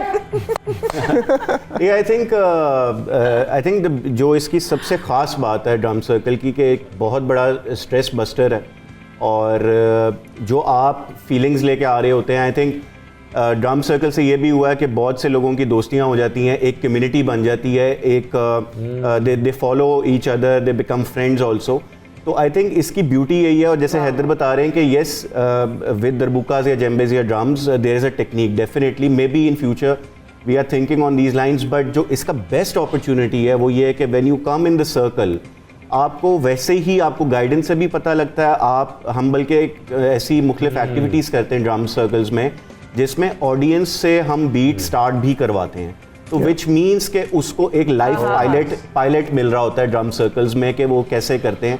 और ये वही है जैसे कि हम डिफरेंट रेस्टोरेंट्स में कर रहे हैं, कहीं हम ऑफिसेज़ के लिए कर रहे हैं, टीम बिल्डिंग एक्टिविटीज़ कर रहे हैं, नॉर्दर्न एरियाज ट्रैवल कर रहे हैं, उधर कर रहे हैं। तो different scenery, different settings, different environment also aids in therapy which we are talking about. तो जी ये एमैलगमेशन है सब चीज़ों की। बहुत हम तो इंतजार करेंगे आप जब कराची आए या हम लाहौर आए तो कराची तो जरूर करेंगे हम ज्वाइनिंग को। इसमें कोई एज लिमिट है कि सब लोग जिस मर्जी एज के हों वो आपको ज्वाइन कर सकते हैं, चाहे बच्चे हों, चाहे बूढ़े हों, नौजवान हों, सब लोग आप लोग के ड्रम सर्कल में शामिल हो सकते हैं? जी बिल्कुल, ड्रम सर्कल की कोई एज लिमिट नहीं है। आप बच्चे हैं, आप बूढ़े हैं, आप जवान हैं, आप लड़का हैं, आप लड़की हैं, आप कोई भी हैं, ड्रम सर्कल में सारे वेलकम होते हैं, ठीक है। और हमने तो बल्कि देखा है कि drum circle helps you lot with creating a good connection with everyone sitting in a circle. और वो सबसे अच्छी बात आपने यही कही, कम्युनिटी बनती है। बिल्कुल, ये ड्रम सर्कल का मकसद ही ये है, इसका मकसद ही ये है कि to build a community. Because अगर हम आजकल देखें तो हमारे पास कुछ भी नहीं है। मतलब हम लाहौर, कोई आता है हमारे पास, मेहमान आता है, मैं लाहौर की अगर बात करूं तो उसको खाना खिलाने लेके जाने के अलावा हमारे पास कुछ भी नहीं है, ठीक है। तो हम है नहीं। और जितने हमारी फ्रस्ट्रेशंस बढ़ चुकी हैं, अलग कोरोना जैसा अलग, बीमारियां अलग, टेंशंस अलग, चैलेंजेस अलग, उसमें जो ड्रम होता है ना उसकी साउंड आपके अंदर की बेसिकली जब आप बजा रहे होते हैं वो आपके एनर्जीज को हर इस तरह से चैनलाइज करता है कि वो पॉजिटिविटी की तरफ से। मैं तो कहूंगा लड़ाई झगड़े छोड़े, लोगों से लड़ने से बेहतर है कि आए ड्रम के साथ लड़े, ड्रम को बजाएं, वो ज्यादा बेहतर है। सही बात है, ड्रम से लड़े ना, ये ड्रम के साथ लड़ाई आप लोग भी जारी रखें और उम्मीद करते हैं कि तमाम लोग जो कि ड्रम सर्कल में शामिल होते हैं वो भी ड्रम्स के साथ लड़ते रहेंगे ऐसे ही और इसको जारी रखेंगे। तो आप तीनों का बहुत शुक्रिया, जैन शाहिद, हैदर जमील और मैनेजर राव असद, आप तीनों हमारे साथ मौजूद थे। आखिर में भी हमें ड्रम से कुछ प्ले करके दिखा दें, इसी पर हम इख्तिताम करेंगे। Definitely, thank you, thank you.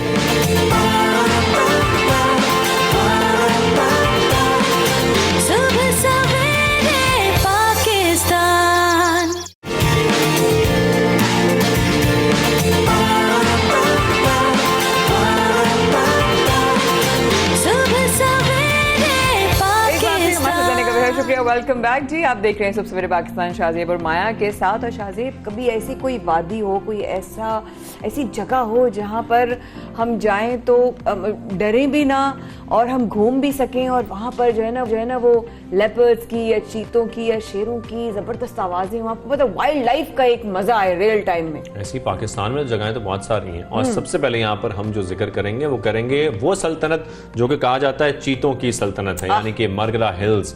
और मुझे मुझे मरगला हिल्स बहुत पसंद है। वहाँ के जो ट्रेल 5 वगैरह है, मैं वहाँ पे बहुत जाता हूँ। जो जितने भी इलाके हैं मरगला हिल्स के, बहुत ही इंतहाई खूबसूरत है। वहाँ पर आपको जंगली हयात भी बहुत मिलते हैं। जो लेपर्ड्स हैं वहाँ पर पाए जाते हैं, उनकी एक पूरी सल्तनत है, बहुत खूबसूरत सल्तनत है वो, और दीगर जानवर भी वहाँ पे होते हैं। लेकिन उनके तहफ़्फ़ुज़ के लिए जो मरगला हिल्स की जो इंतज़ामिया है पार्क की, वो मुसलसल काविशें कर रही है उनको तहफ़्फ़ुज़ फराहम करने के लिए। इवन वहाँ पर कैमराज लगाए गए हैं, साउंड रिकॉर्डर्स लगाए गए हैं, उनकी चहलकदमी को रिकॉर्ड किया जा रहा है, उनकी मूवमेंट को रिकॉर्ड किया जा रहा है। और बहुत जल्द यहाँ पर हम तमाम लोग जो आते हैं और जाना चाहते हैं वो जा सकेंगे। और ये बहुत ही ज़बरदस्त जो है वो बात है। मुझे तो क्योंकि मैं भी तुम्हारी तरह जा चुकी हूँ, और वहाँ पे सभी कहते थे भाई यहाँ पे तो चीते आ जाते हैं, यहाँ पे जरा बच के रहना रात में। तो इसीलिए बिकॉज ये उन लोगों की सल्तनत है। बिल्कुल, और इस पर तहकीक भी की जा रही है, चीतों पर तहकीक की जा रही है, उनकी जिंदगी पर तहकीक की जा रही है, किस तरह वो मूवमेंट करते हैं, कहाँ से कहाँ जाते हैं, शिकार उनका कब होता है।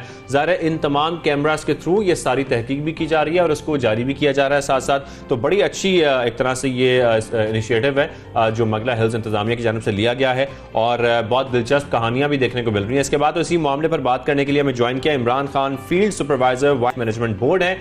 सुबह सवेरे पाकिस्तान में सर आपको खुशामदीद कहेंगे। सर, सबसे पहले तो बताइएगा, ये जो सल्तनत है, खूबसूरत सल्तनत, चीतों की सल्तनत, इसमें अगर हम जाते हैं तो कितने इस वक्त इस सल्तनत के अंदर चीते हैं मौजूद जो अभी इस मरगला हिल्स का हिस्सा हैं? जी बिल्कुल, ये मरगला नेशनल पार्क में हमने कैमरा टैप के ज़रिए 7 से 8 के करीब इस नेशनल पार्क में हमने तेंदुए जो हैं, जिसे कॉमन लेपर्ड कहा जाता है, वो रिकॉर्ड कर चुके हैं। अब तक 7 से 8 के करीब जो हैं इस मरगला नेशनल पार्क में मौजूद हैं। ज़बरदस्त। इमरान साहब, साथ ही बताइएगा आपकी टीम में कितने लोग हैं जो इस तरह से इस पर काम कर रहे हैं, उस पर भी हमें ज़रा बताइएगा ताकि हमें पता चले कि इतनी बड़ी सल्तनत है उसको संभालने वाले कितने हमारे जो हैं वो जवान इस वक्त काम कर रहे हैं। हमारे पास जो टीम मेंबर्स हैं वो 60 अबाव हैं, जो कि इस मरगला इस नेशनल पार्क और इस जो इसके ट्रेल्स हैं उसकी लुक आफ्टर भी करते हैं और उसकी जो प्रोटेक्शन में उसको अहम किरदार अदा करते हैं इस नेशनल पार्क में। अच्छा इमरान साहब, ये जो ट्रेल्स का आप जिक्र कर रहे हैं, जो ट्रैक्स हैं, मरगला हिल्स नेशनल पार्क है, यहाँ पर लोग भी बहुत रुख करते हैं, इसका बड़ा एंजॉय करते हैं वहाँ पर जाने के बाद। तो ज़रा बताइएगा, जो सयाह हैं वो वहाँ जाना चाहते हैं, लेकिन कुछ ऐसे ट्रेल्स को, ट्रैक्स को बंद कर दिया जाता है इन्हीं तमाम वाइल्ड लाइफ एनिमल्स की वजह से।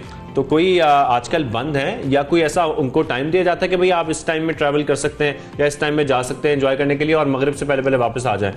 उनके लिए क्या हिदायत होती हैं? जी बिल्कुल, ये जो हमारे ट्रेल्स हैं, जो ट्रेल 5 है, ट्रेल 3 है, ट्रेल 4 है, वो पब्लिक के लिए ओपन है, जो कि दिन के औकात में वहाँ पे लोग वहाँ पे हाइकिंग भी कर सकते हैं और नेचर को एंजॉय भी कर सकते हैं। लेकिन कुछ एरिया है जो कि हमने कोर जोन है, जो कि हमने वाइल्ड लाइफ के लिए अब बंद कर दिए गए हैं। तो उनके अभी फ़िलहाल वो जो एरियाज़ हैं उनके लिए हमने विजिटर्स के लिए बंद कर दिए हैं, ताकि जो वाइल्ड लाइफ है वो सही तरीके से वहाँ पे अपनी मूवमेंट कर सके और इस जो नेशनल पार्क है उसमें अपनी जो ज़िंदगी, जो हैबिटेट्स है उनका, उसमें अपनी ज़िंदगी गुजार सकें वो। हाउ नाइस, ज़बरदस्त। इमरान भाई, अच्छा ये बताइए कि ये ज़रा सा मैं एक नॉलेज हासिल करना चाह रही हूँ कि पाकिस्तान में कितनी नस्ल के चीते हैं और स्पेशली इस नेशनल पार्क में कितनी नस्ल के चीते हैं, दोनों का बताइए। ये बिल्कुल, इसमें कॉमन लेपर्ड से जिसे तेंदुआ कहा जाता है वही से पाया जाता है इस नेशनल पार्क में, और एक स्नो लेपर्ड है जो कि पाकिस्तान में पाया जाता है। ये दो जो कॉमन लेपर्ड्स हैं, स्नो लेपर्ड्स और कॉमन लेपर्ड्स पाए जाते हैं इसमें। जो मरगला नेशनल पार्क में सिर्फ कॉमन लेपर्ड्स ही पाया जाता है। अच्छा, ये कॉमन लेपर्ड्स पाए जाते हैं सर। इसके साथ ये हमें बताएं कि लेपर्ड्स के अलावा और कौन कौन से जानवर ऐसे हैं जो हम मरगला हेल्थ नेशनल पार्क है उसमें लोगों को देखने को मिलते हैं, उनकी तादाद कितनी है? इसमें 38 किस्म के मैमल्स पाए जाते हैं, जिसमें बार्किंग डियर्स भी हैं, इंडियन पेंगोलिन है, इंडियन रेड फॉक्स हैं, क्या कहते हैं पार्कोपाइन है, रसस मंकीज हैं, और ब्लू थ्रोटेड मार्टिन है, येलो थ्रोटेड मार्टिन जिसे कहा जाता है वो पाया जाता है, और पाम सिविट कैट हैं, स्मॉल सिविट कैट हैं। मतलब 38 मैमल्स इस मरगला नेशनल पार्क में पाए जाते हैं। ज़बरदस्त, बहुत शुक्रिया। हमारे साथ इमरान खान साहब मौजूद, field supervisor wild life management से हमारे साथ आज मौजूद थे, और उन्होंने हमें, एक तो उनके पीछे इतना ज़बरदस्त मंदिर था, सुबह सुबह की वो रोशनी, और फिर वो मारगला की जो है वो सारी, हम लोग तो किसी और ही जोन में चले गए, लेकिन ऑल द वेरी बेस्ट। इन काविशों को अल्लाह पाक कामयाब करे और कबूल भी फरमाए, क्योंकि वाकई में हम लोग फिर जा सकेंगे और इस सल्तनत को देख सकेंगे। बिल्कुल, सल्तनत को देख सकेंगे, और सल्तनत को देखने के बाद हम वापस आ जाते हैं। काम करना बहुत जरूरी है, काम सब लोग करते हैं और जॉब्स की तलाश में भी रहते हैं, लेकिन जब जॉब की तलाश में निकलते हैं तो बड़ी मुश्किलात आती हैं। समझ नहीं आती कि जब इंटरव्यू देने जाएं तो एक टेंशन एक जो है वो हो जाती है, और बड़े जो है वो आप कंफ्यूज भी हो जाते हैं कि किस तरीके से जब आप इंटरव्यू देने जाएं तो बात कैसे करें, उनके सामने आपका रवैया कैसा होना चाहिए, आपका एटीट्यूड कैसा होना चाहिए, आपकी ड्रेसिंग कैसी होनी चाहिए, ये सब चीजें बड़ी मैटर करती हैं। ये बहुत बारीक बात लग रही है, लेकिन ये इतनी बारीक है नहीं। लोगों को समझने की बहुत जरूरत है, हम सबको जो हम नौकरी पेशा लोग हैं हमें बहुत समझने की जरूरत है कि क्या एटिकेट्स हैं, क्या एथिक्स हैं, क्या वार्डरोब होना चाहिए, how do you need to dress to impress. First impression is not the last impression, first impression is the best impression. ठीक है, आप क्या पहनकर जा रहे हैं, किस तरह आपको एक्ट करना है, बॉडी लैंग्वेज कैसी होनी चाहिए, आपने अपने इंटरव्यूअर के साथ कैसे पेश आना है, क्या खुशामदी जी जी सर करना है, क्या वो इम्तिहान में पास होने के लिए लिखना है कि मेरी तबीयत खराब हो गई थी इसलिए मुझे पास कर दें, वो वाला अगर एटीट्यूड अपनाना है।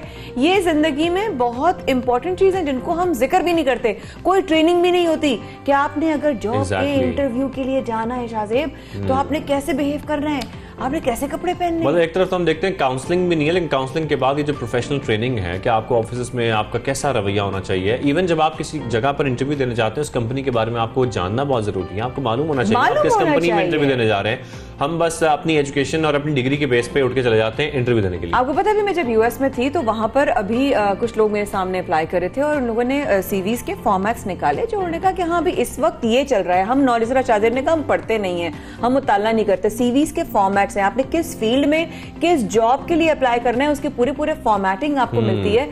आपकी सीवी कितनी बड़ी होनी चाहिए, क्या वो दीवान होना चाहिए पूरा, या वो प्रिसाइसली सिर्फ और सिर्फ आपके प्रोफाइल के ऊपर। तो इस पर हम बात कर लेते हैं। एचआर कंसल्टेंट हुमा साहिबा हमारे साथ मौजूद हैं। सबसे पहले पाकिस्तान में आपको खुशामदीद कहेंगे, बहुत शुक्रिया। सबसे पहले तो बताइएगा, हम सीवी का बहुत जिक्र करते हैं जब इंटरव्यू देने जाते हैं, किसी की सीवी तवील होती है, कोई बहुत शॉर्ट बनाता है, किसी को समझ नहीं आती कि सीवी में लिखना क्या है। आखिर सीवी किस तरीके से बनाई जाए? अस्सलाम वालेकुम जी, thank you so much for having me here. Basically जो सीवी है इट्स बेसिकली आपने खुद इंटरव्यू जाने से पहले अपना एक इंट्रोडक्शन भेजना होता है। सो बहुत इंपॉर्टेंट है कि it should be very presentable, पहली चीज़, और दूसरी बात कि कंसाइज होनी चाहिए, क्योंकि अब आपको पता है किसी के पास भी इतना टाइम नहीं है कि आप 5 या 6 पेजेस पढ़ रहे होंगे। So it should be very to the point. आप जिस जॉब के लिए अप्लाई कर रहे हैं उससे रेलिवेंट होनी चाहिए, और आपके जो मोस्ट ऑफ द टाइम्स अब जैसे जितने भी जॉब्स करने के लिए लोग जा रहे होते हैं, most of us have the LinkedIn profiles ready, तो आप इंश्योर ये करें कि आप वही वाला फॉर्मेट बेशक इस्तेमाल कर लें, क्योंकि उस पर काफ़ी कंसाइज होता है। मोस्टली हम देख रहे होते हैं जब भी व्हेनेवर वी आर हायरिंग तो हम यही देखते हैं कि जी बेसिक एजुकेशन क्या है, स्किल्स क्या एक्वायर किए हुए हैं, और इसके बाद जो जॉब प्रीवियस जॉब एक्सपीरियंसेस हैं वो कौन कौन सी कंपनी के किस किस तरह के रहे हैं। और जब न्यू हायरिंग्स हो रही होती हैं कि जब फ्रेश ग्रेजुएट्स आते हैं तो obviously we have to be more careful about hiring those candidates, क्योंकि उसमें कुछ चीज़ें आ जाती हैं कि जी फ्रेश ग्रेजुएट्स हैं, जॉब कितनी सीरियस लेंगे, कितना वेल परफॉर्म करेंगे, इनका माइंडसेट किस तरफ टिल्टेड है, इस जॉब के लिए सूटेबल हैं भी या नहीं है। उससे उस सिनेरियो में ये होता है कि मैं पर्सनली होता है कि मैं उनका थोड़ा सा नॉलेज भी टेस्ट कर रही होती हूँ कि जी अगर अकाउंटिंग की जॉब के लिए आ रहे हैं तो इनको बेसिक एंट्रीज आती हैं, और अगर एचआर के लिए आते हैं तो एचआर के लिए बेसिक नॉलेज इनका पूरा है।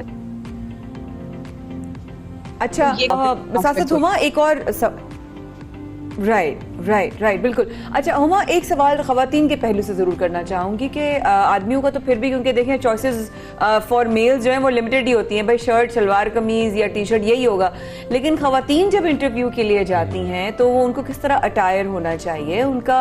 वो कहते हैं कि वो मैंने जो फलां शादी में पहने थे ना वो बहुत सूट कर रहे थे मुझे, और वो झुमकों की बड़ी तारीफ हुई थी मेरे ना, तो वो ही पहन के चली जाऊँगी, बड़ा अच्छा इंप्रेशन पड़ जाएगा। तो वो उसके हवाले से कि अगर आप किस फील्ड में इंटरव्यू देने जा रहे हैं और आपको किस तरह अटायर होना चाहिए, और ये कितना इंपॉर्टेंस रखता है आपका अच्छा लगना किसी बच्चे की बर्थडे पार्टी में और आपका अच्छा लगना और आपका इंप्रेशन अच्छा होना एक जॉब इंटरव्यू में कितना फर्क है? देखिए, बड़ा इंपॉर्टेंट क्वेश्चन है आपका और काफी इंटरेस्टिंग भी है। इसमें होता ये है कि you have to make sure कि यू लुक प्रेजेंटेबल। अब प्रेजेंटेबल में ये आता है कि ऑब्वियसली थोड़ा सा यहाँ पे आपकी इमोशनल इंटेलिजेंस आ जाती है कि आप किसी जगह पे जा रहे हैं। होता ही है अक्सर दफा पता चलता है कि कुछ बहुत इस्लामिक किस्म के माइंडसेट वाले लोगों के लिए अगर आप जा रहे हैं तो obviously you will be wearing a दुपट्टा और यू नो अबाया और थोड़ा सा आप अटायर उस तरह का करते हैं। कॉर्पोरेट वर्क पे कुछ जो है वो डिफरेंट आ जाता है। अच्छा, खवातीन के लिए कोई खास पाबंदी नहीं है, बस होता ही है कि आपने जीन्स नहीं पहननी, आपने इस तरह का कैजुअल ड्रेसिंग मत करें। आप अगर शलवार कमीज भी पहन रहे हैं, आप अबाया भी पहन रहे हैं, very nice, but it should B you know well prepared होना चाहिए। आपको आपकी ड्रेसिंग जो है वो डिसेंट होनी चाहिए, कोई बहुत बड़ी हैवी ज्वेलरी मत पहने। और मेकअप के बारे में आई वुड हाईली से कि ये भी ना करें कि ओवर कर ले और ये भी ना करें कि बिल्कुल ना करें, क्योंकि you know everybody likes to be presentable और हम भी चाहते हैं कि हम भी जिससे मिल रहे हैं वो थोड़ा प्रेजेंटेबल देखने में हो। तो ये चीज बड़ी इंपॉर्टेंट है कि अच्छा अब एक चीज और इंटरेस्टिंग है कि पहले टाइम्स में जब हम लोग पहली जॉब्स के लिए जा रहे थे तो इतना रिसर्च मटेरियल होता नहीं था। अब अगर आप जाके देखें ना यूट्यूब पे, फेसबुक पे या गूगल करें, आपको सारी चीजें जॉट डाउन कर जाती हैं कि जी what steps you have to follow in short, क्या क्या चीजें करें। और एक अच्छा, और हुआ इसके साथ हम जैसे कि देख रहे हैं आजकल की कंपनीज बहुत नहीं है। पहले कंपनीज बहुत फॉर्मल होती थी, अब वो कुछ स्टाइल ऐसा अपनाया जा रहा है, स्टार्टअप्स ऐसे आ गए हैं, एंटरप्रेन्योरशिप्स ऐसी शुरू हो गई, कंपनीज बड़ी इनफॉर्मल होती जा रही हैं। लेकिन इसके में जैसे कि आप जिक्र कर रही है कपड़ों का, कि कपड़ों की लुक कैसी होनी चाहिए, इसमें आपकी एटीट्यूड की, आपकी कॉन्फिडेंस की, ये जो लुक है, बॉडी लैंग्वेज जो है वो कैसी होनी चाहिए, कैसी रखनी चाहिए? क्या पहले आप ये देखें, ये जज करें कि कंपनी किस तरह की है, उसके बाद अपनी बॉडी लैंग्वेज बनाएं, या बी योरसेल्फ जैसे आप हैं बस वैसे ही जाके इंटरव्यू दें? देखिए, be yourself is very important, but at the same time you have to be confident, not overconfident, not underconfident. ये चीज बड़ी इंपॉर्टेंट है। जब भी हम हायरिंग कर रहे हैं हम सिर्फ कॉन्फिडेंट लोगों को देखते हैं। ओवर कॉन्फिडेंट है तो हमें पता होता है कि यार इसने काम नहीं करना, इससे सिर्फ बातें करनी है। और जो अंडर कॉन्फिडेंट होते हैं, आपको पता है कि वो फिर obviously they get hired as well. Obviously कुछ जॉब्स के लिए हम उनको पॉलिश कर लेते हैं, बट इंपॉर्टेंट है कि जब भी आप जा रहे हैं तो you should be confident about your self and your skill set and जो आपके लाइफ के बारे में बिलीव्स हैं। अच्छा, और एक और बड़ी इंटरेस्टिंग चीज है कि अभी जो मार्केट में आ रहे हैं ना, नए बच्चे आ रहे हैं, they are very confident on, मतलब जब हम लोग आ रहे थे आपसे बहुत सारे सवालात करने का दिल चाह रहा है आपसे, क्योंकि ऐसा नहीं कि सिर्फ इंटरव्यू के टाइम पे भी, क्योंकि एचआर कंसल्टेंसी उधर भी तो काम करने की ऑब्वियसली कोशिश करती होगी कि भाई काम जब हो जाता है तो उसमें एनवायरनमेंट में कैसे बिहेव करना चाहिए। यहाँ तो लोगों को बिहेव करना ही नहीं आता, काम कैसे करते हैं, लोगों से बात कैसे करते हैं, कुलीग से बिहेव कैसे करते हैं, कुलीग्स के होते हुए आपने ड्रेसअप कैसे रहना है, जॉब हो गई उसके बाद आप कुछ भी करेंगे। ये तमाम चीजें आपकी ग्रोथ में भी तो काम आती हैं। लोगों को आइडिया ही नहीं है कैसे बिहेव करना है काम की जगह पे, चाहे कोई भी ओहदा हो। अच्छा, जो कॉर्पोरेट्स है ना, बिग कॉर्पोरेट्स, वो कॉन्टिन्यूसली काम करती रहती हैं अपने एम्प्लॉइज के बिहेवियर पे, उनके एटीट्यूड पे, उनकी प्रोफेशनलिज्म पे।